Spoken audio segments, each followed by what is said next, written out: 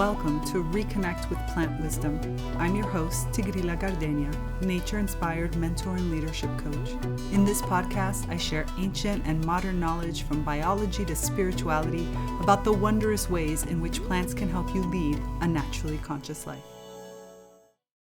Hello, everyone. Welcome back to episode 51 of ReConnect with Plant Wisdom. I am Tigrila Gardenia, and today we're going to get some relationship advice from plants.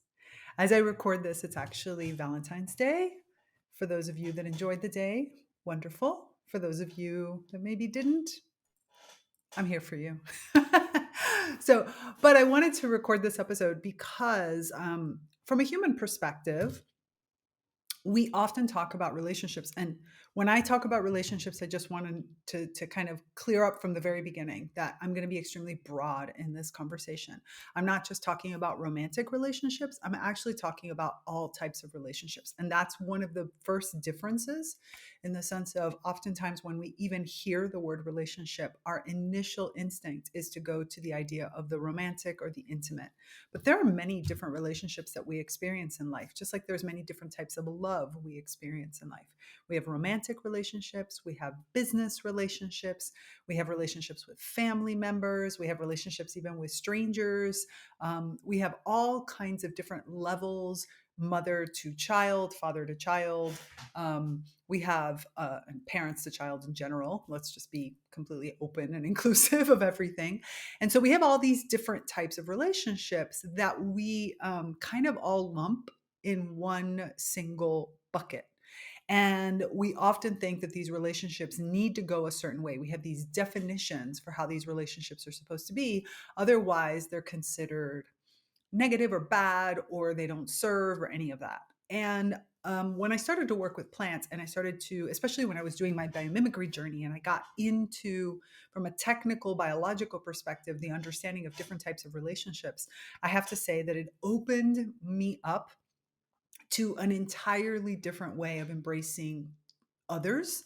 And like I said, when I mean others, I even mean other humans, I mean other plants, I mean other pets and other type and other animals and other, even other versions of myself, because I'm made up of many different personalities and I have to create relationships between all these different aspects of myself. So this relationship advice from plants is going to be pretty broad reaching. I want to give you some basics. I talk about this a lot in many of my different programs, including ReConnect with the Plant Kingdom. I go into this as well as in several other programs within the naturally conscious community, because look, relationships make the world go round, right? How we interact with others, including the others within ourselves, it changes so much our perception of life, our perception even of who we are.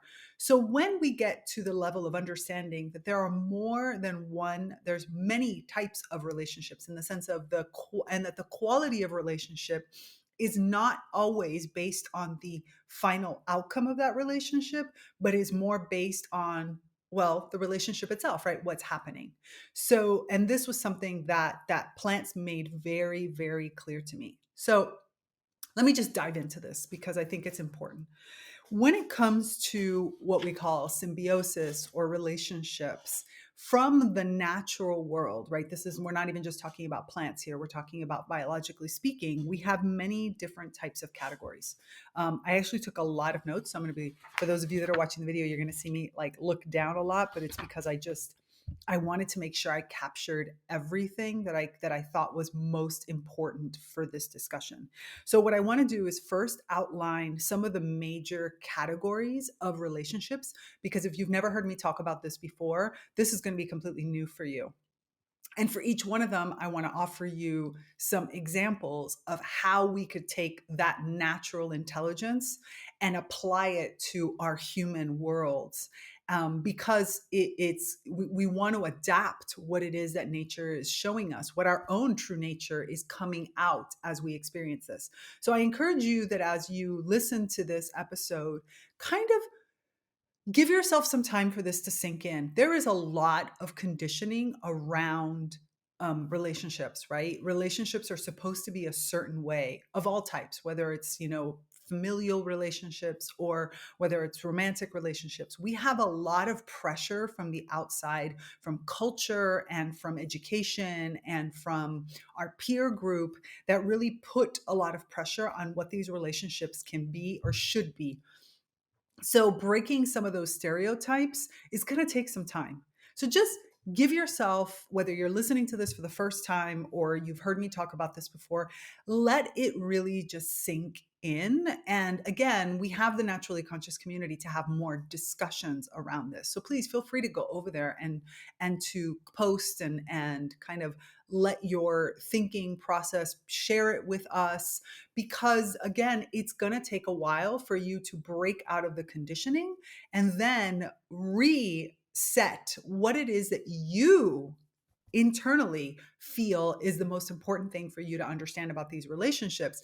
And to be completely honest, you're not going to really even be able to fully understand, because intellectually you might start to be able to break free and like evolve some of your belief systems, but until you get into these relationships themselves, it's going to be hard for you to kind of apply it all. So just recognize the fact that this is going to be done in stages, and so every single time you hear this, something new is going to come in, and my entire goal is to liberate you, to give you sort of knowledge from the natural world to help you understand that you are the one who makes a conscious choice of how you want to engage in a relationship.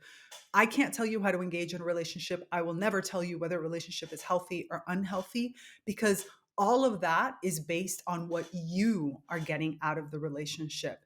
What I want to give you are tools to better evaluate based on the relationship itself, rather than on what some general conditioning gives you and what is being told from you, the idea that there is a positive and a negative in very definitive terms. Okay, so that's my sort of premise here, and hopefully that makes sense.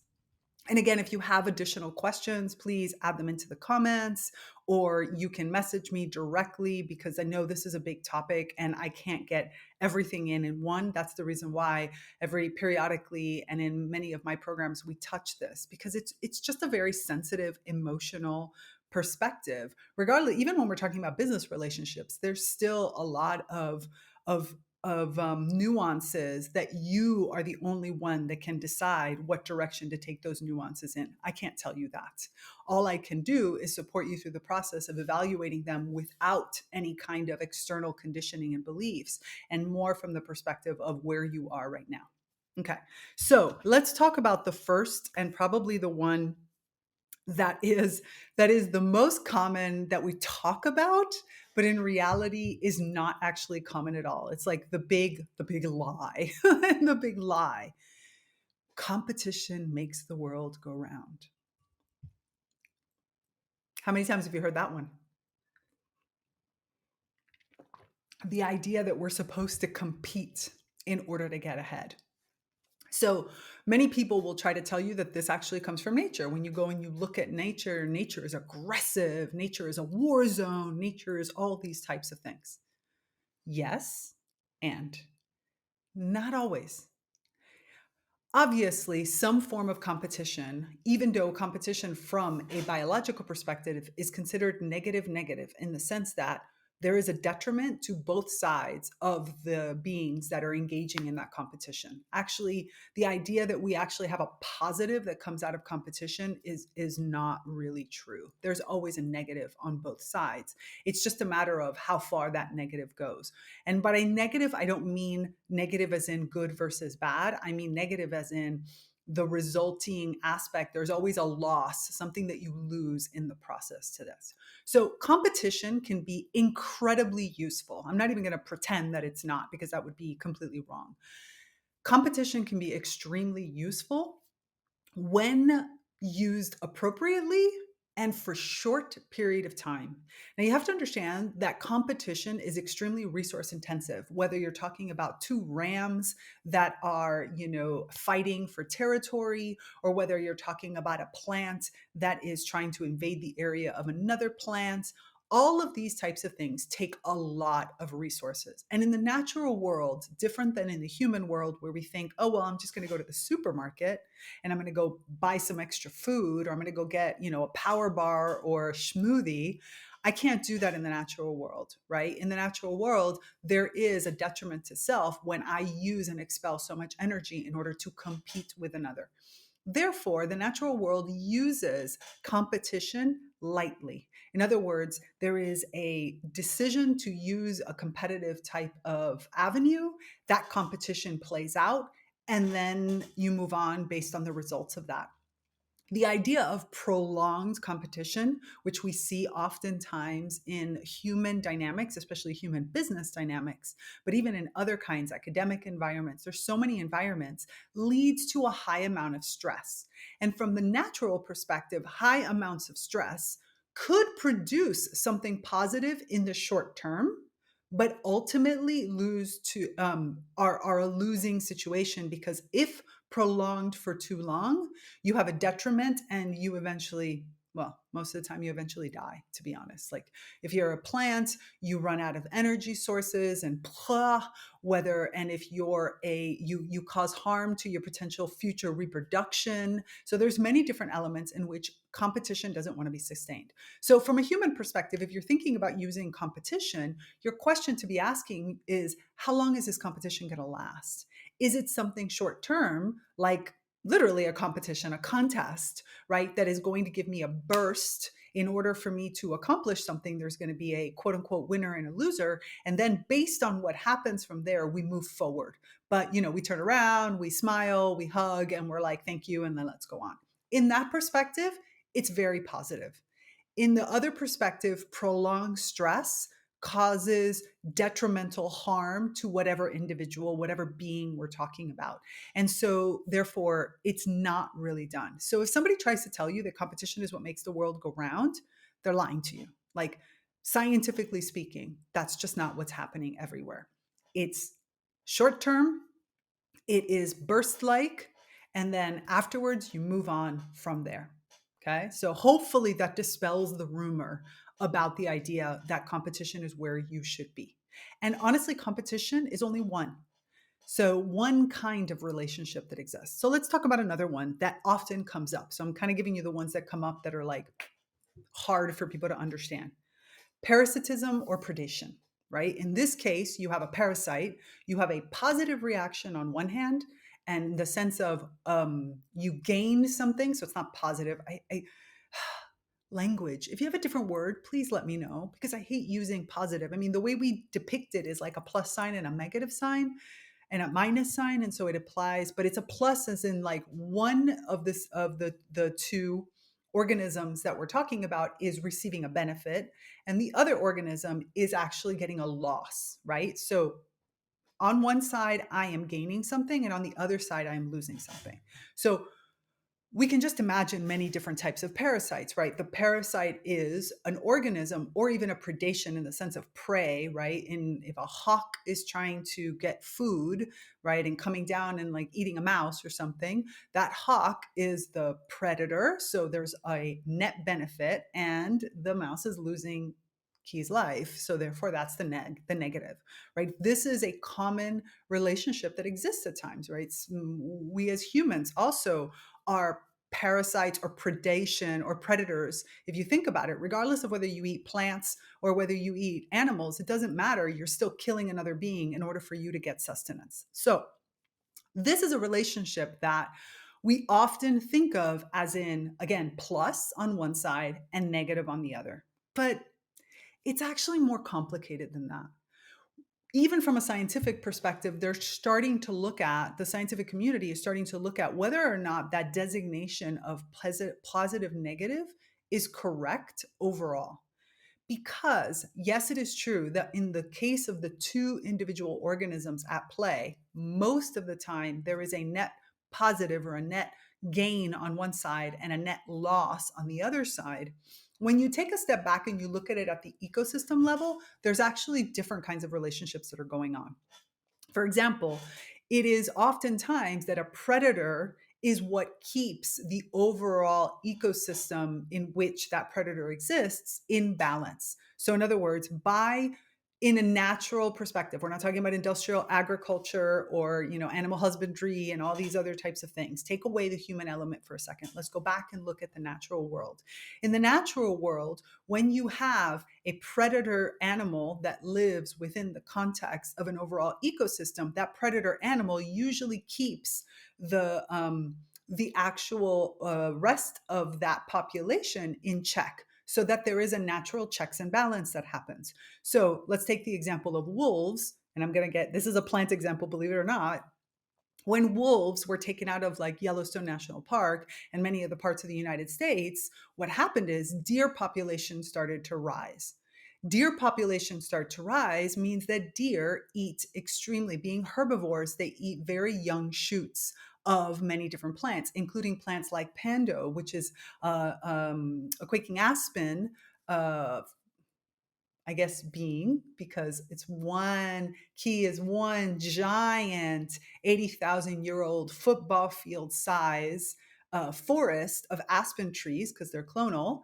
And so these aspen trees, who have been living for 80,000 years in a beautiful balance between wolves, deer, and tree, are now dying off. These trees are dying off because the population of deer has gotten so high, because there are no wolves that are eating off the deer, that we have now an overall net loss to the environment that's happening. You see how this works? So parasitism and predation can be a positive force for the overall system if within that context. If instead it is an individual one-to-one kind of relationship, it also can have a benefit if in the short term. So in the short term, you have a perspective where maybe one has a surplus that is slowly being consumed, while the predator or the parasite takes advantage of this. There is one very, very common example of this that we all experience, and most people do not think of it as negative, and yet it is a parasite.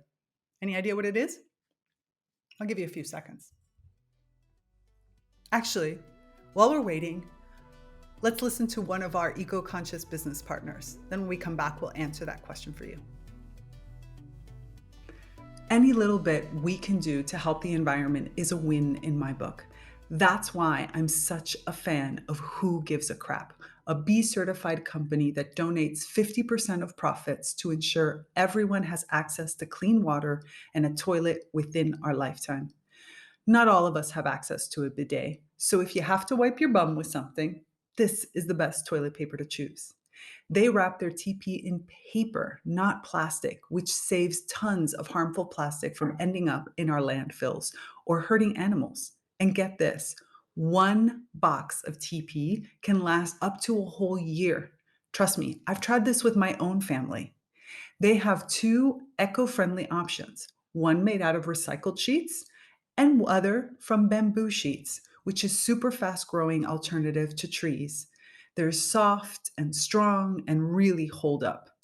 Who Gives a Crap delivers to your door and offers 100% money back guarantee. You can't beat that. So click on the link in the show notes to give it a go. Did you get the answer? Parent to child. The universal parasitism, right? A child is a parasite of their parent for a period of time. How long depends on your culture. I am not here to judge that. But the point is that it is an absolutely normal parasitism. The parent actually gets, from the perspective of resources, a negative, right? Over time, they're giving to this child. The child is taking, right? So the child is getting a net positive, an increase, a gain, while the parent is getting a negative. But the overall impact to the overall system is a positive. And so as long as there is a flow between these two, as long as the parent is able to give and the child is at the stage where they need that in order to survive, there is an overall benefit to the ecosystem, which is in this case the household in which they live in. So the next time somebody tries to tell you, oh, that's a parasite that's living off you, in the sense of like that guy, that girl, that they that you're dating, or that experience in business is actually a parasite, I want you to take a step back and really ask yourself, is it a parasite? Or do I actually, even though maybe my overall resources are going lower, when I take a step back and I look at the entire organization, whether that's familial or whether that's what I need to learn in a relationship or any other aspects? I mean, a stay at home parent, for example, or a stay at home spouse is another relationship that in some ways can be considered, if you look at it from the strictly economic perspective, a parasite. But is it? Is it really, when you think about the quality of the overall relationship? So I want to encourage you, when you're thinking about parasitism and when you're thinking about predation, to take a step back and say, it's not just about, it is just about the two people, in the sense that, again, it cannot go on forever. Even a parent child relationship, at some point, the child grows up and the child has to leave home. The parent cannot stay as the sole essence of that child, the sole kind of nurturing of that child. If that goes on for too long, and again, too long is cultural, but if it goes on for too long, eventually the entire system crashes and you end up in something that is actually detrimental to both of them. So when you're looking at a parasitism relationship, your question to ask yourself is, how long can I either give or take before this actually moves into stress and being something that is detrimental to me? So there's other questions for you to ask yourself, to give yourself space to judge the relationship based on what's happening. Another aspect of this that happens in the human world a lot is when somebody is ill, right? When somebody is ill, they become a parasite. But again, is that necessarily bad? No. It keeps the overall ecosystem in check. It creates a relationship of solidarity that overall can nourish different aspects of the overall ecosystem in which these people live, which could be either the one-to-one relationship, as in like the entity that is the relationship, different than the two individuals, or whether you're talking about a familiar or even a business type of relationship. What are the benefits that can step in when you create a solidarity, when you are helping it to care for somebody who might be too ill and who becomes a parasite on you? And for how long can I take care of that on my own before it becomes detrimental to my overall health, and the decline becomes more than the benefits that I get from it in other aspects? So do you see how, as just talking about parasitism, predation, and competition, looking at it through the optics of a natural, of a more nature-inspired approach, gives us the opportunity to look at this with a much wider lens, and to look at myself both as the individual that is in the middle of this, or no, and not an or, and at the same time, the ecosystem member that is involved in what is happening. And what is my role in this, in order to judge it based on what's happening and not on some prescribed definition? So now let's start removing ourselves from some of the ones that are considered negative, and let's talk about some others. The really two other ones that I think are the most, well, actually, there's three of them, but the third one is relatively easy, I think, my opinion. So we've talked about parasitism and predation. We've talked about competition. Now let's start to talking about different kinds of cooperation sort of relationships. Let's talk about, for example, commensalism. Commensalism is actually one of my favorites, from the perspective of, I had not really ever given myself permission to think about commensalisms until I really got into the plant world and I started to study biomimicry in the natural world. And then I started to really observe nature differently in order to better understand how is it that these come in. So a commensalism is where one organism is getting a benefit and the other organism is indifferent, neither a negative nor a positive. It doesn't really do anything in some ways. And this is, again, similar to the competition and also the parasitism and the predation, where time really does matter, right? Remember, we were talking about how in parasitism and predation, when you have a parasite like mistletoe. Mistletoe, for those that don't know, the mistletoe you stand under and kiss under for, Christmas time or for the holiday season is actually a parasite. It's a parasite that lives on trees. From the one-on-one relationship between mistletoe and the tree, there is a parasitism. The mistletoe uses a tree in order to survive. From the perspective of the overall tree health, it's another questionable conversation about what is the relationship, because mistletoe also keeps those trees in check to make sure that there's not too many of them and that the trees don't become invasive or overrun the current ecosystem that they're on. A commensalism can be seen in some ways somewhat similar from the perspective of one is getting a benefit, the other one is not getting anything. It's a very rare relationship, to be honest, but it does exist. An example is one of the examples I like to use a lot is the idea of epiphytes, right? Plants like air plants or a bromeliad, you see these, and certain types of orchids, you see these. They hang on another tree. So these are plants that hang on a tree. Now, different than a parasite like mistletoe, they don't take anything away from the tree. They don't use the tree's resources at all. All they do is just hang out there. They use the tree as a support, as if they were hanging on a pole, right? They grab all their nutrients from the air itself, from the air, from the rain, from all the elements around them. So positive benefit to the epiphyte who is hanging on to the tree and using the tree as support, zero benefit or loss to the tree because the tree's going to be there no matter what. And so who cares if I'm hanging out on it? But again, time and in this case, size matter. Time and size matter. Now, in the short term, absolutely not a problem, right? Benefit that's happening to one, indifferent to the other. And as long as we're in that sort of realm, perfect. Commensalisms don't have to have a duration. Different than, for example, competition that has a duration. But similar to parasitism, that it really depends on the overall health of the ecosystem. If you have an epiphyte that gets too big, therefore heavy, another example of a commensalism is a bird's nest, right? You have a bird that has now created a nest in the trees. So negative effect to the tree because the tree is going to be there, and so who cares if the bird is there? Positive effect for the bird because the bird now has a safe home that is created for offspring. But what happens when that nest gets too big, or when the epiphyte, the bromeliad or the orchid gets too heavy? The branch starts to get weak. And so therefore, in the long term and outside of another checks and balance, that relationship could become detrimental to the tree. The tree could lose the limb because the limb gets too heavy or it's weakened. And so therefore, if a windstorm comes or if there's heavy rains or heavy snow, that can all snap off.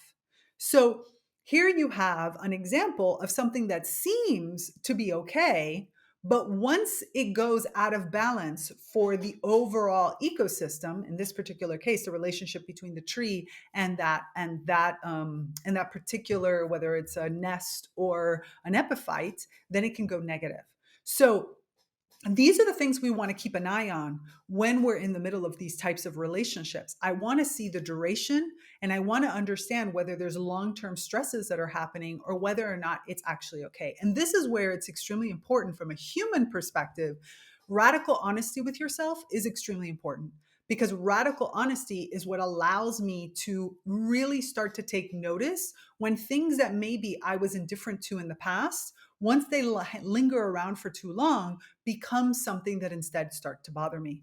But if I am not aware of my own true nature, if I am not comfortable enough with the relationship from the perspective of I am now measuring this relationship for what it is, rather than through some societal norm or some other label that's being given to me, then I don't give myself a chance to evaluate on a regular basis and consciously make choices of how to continue forward with this relationship.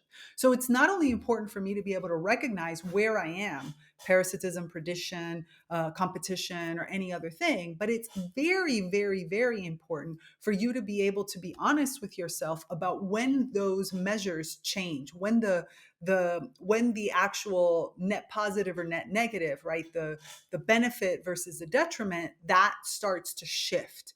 If I am in touch with myself and in touch, because that's really what plants do, right? Plants are extremely aware of their environment and they're measuring all the minute changes that are happening. If I give myself permission to change to be aware of these minute changes and to be okay with myself when something changes and my reaction to something changes, then these relationships take on a completely different, a kind of different value in your life, and you're able to much better evaluate whether or not the overall effect to myself as an individual, but to the ecosystem in which this relationship is carrying out, whether or not that really has a positive or a negative value.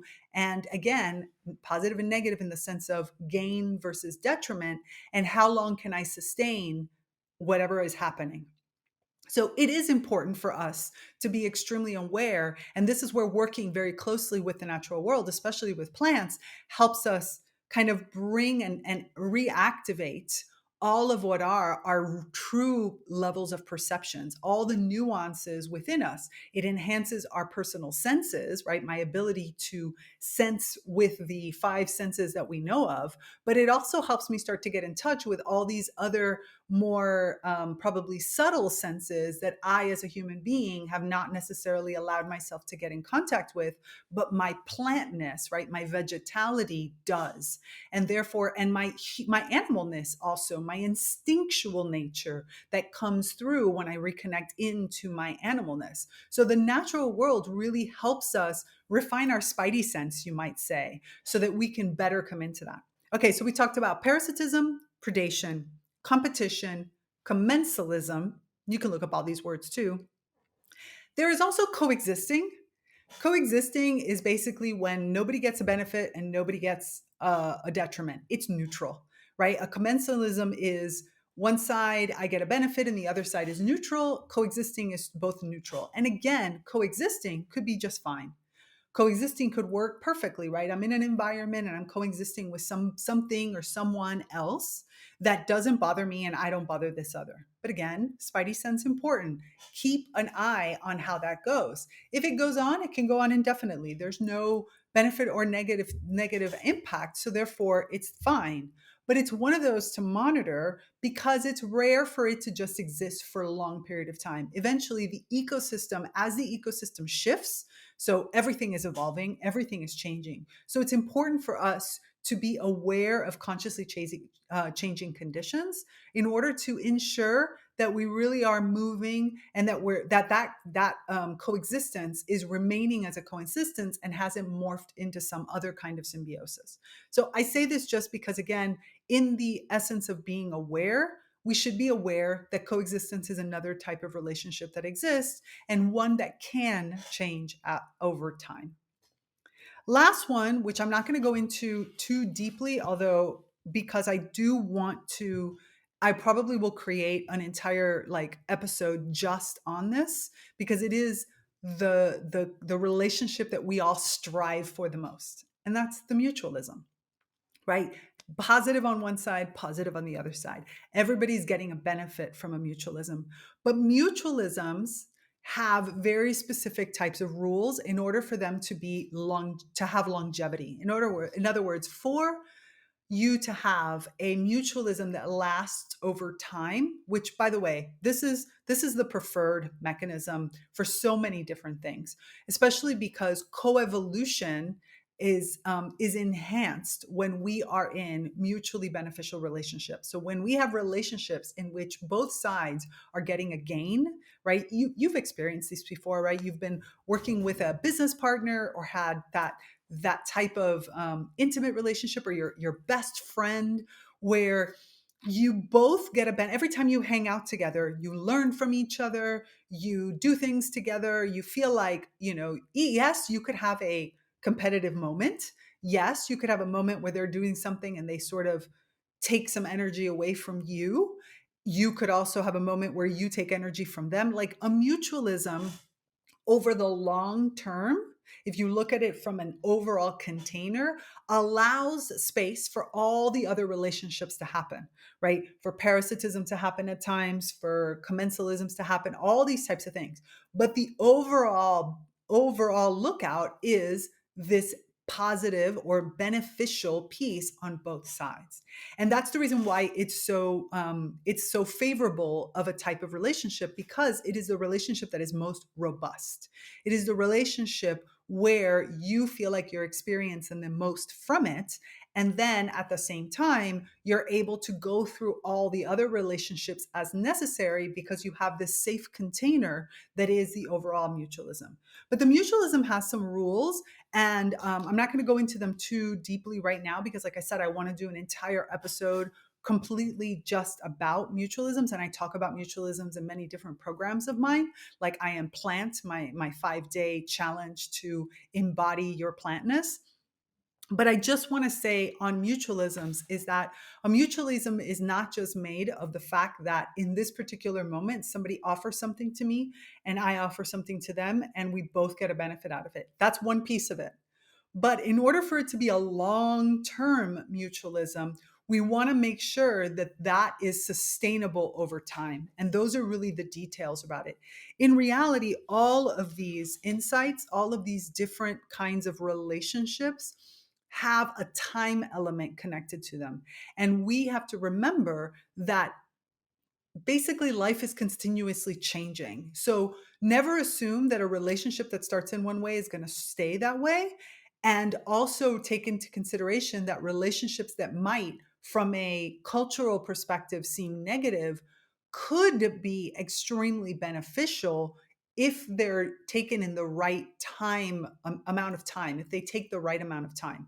So, in other words, there are no single definitions that work for all.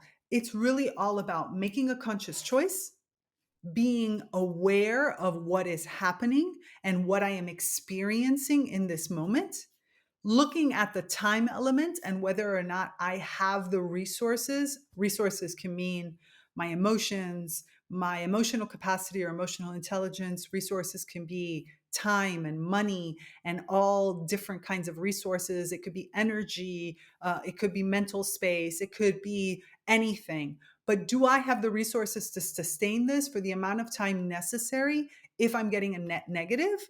And then when will I start to get a net positive? And does that net positive come directly from that organism, or does it come through the overall ecosystem that gets nourished in some ways? These are some of the questions that I encourage you to ask yourself as you're trying to evaluate whether or not a relationship that you're in is actually positive or negative for you. Is it a beneficial relationship or is it a detrimental relationship? Because ultimately, co-evolution, which is when we evolve ourselves based on what's happening, is a direct sort of result of all of these different elements that I'm asking you. All right, I want to let me look through my notes really quick just to make sure whether or not I touched everything. I mean, ultimately, my question to you is, what I want you to take away from this is, how might what you understand and learn from nature, how might what I'm connecting to in my own natural intelligence and my own true nature, how could I use this to optimize the relationships that I have in order to create healthy relationships in the long term? In other words, relationships that either benefit me directly while I'm in it, or over time create a benefit for me from an evolutive perspective. So my evolution, or from the overall system and ecosystem that gets created, right? My environment, does my environment get a benefit that I eventually benefit from, or am I getting a benefit directly from what's happening? And how are my resources in the process? So play around a little bit with these concepts. I'd love to hear what your thoughts are. As always, in the Naturally Conscious community, we have spaces where you can come and have these discussions. Like I said, I talk about this in Reconnect with the Plant Kingdom. I also talk about it in I Am Plant. There's many different aspects where I touch on this element of relationships. And I encourage you to kind of take a step back from my relationships and say, if I'm only using my awareness to understand and discern what this relationship is, and I leave behind any of my cultural or familial or friend-based definitions, how would I categorize this relationship? And what does that mean for me going forward? How could I have more tools at my disposal to create healthy relationships in the long term? So I look forward to hearing what it is that you come up with. And if there's any way that I can help you to create mutually beneficial relationships in your life, you know where to find me. I'm all over the place. It's all in the show notes. And I look forward to coming and talking to you next week. Bye. Thanks for listening to this episode of Reconnect with Plant Wisdom. Intro and outro music by Steve Shuley and Poinsettia from The Singing Life of Plants. So join me, Tigrila Gardenia, and my plant collaborators next time on Reconnect with Plant Wisdom.